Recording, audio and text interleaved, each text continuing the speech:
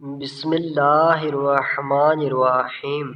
الصلاۃ والسلام علیک یا رسول اللہ۔ السلام علیکم ورحمۃ اللہ وبرکاتہ۔ حدیث نبوی صلی اللہ علیہ وآلہ وسلم۔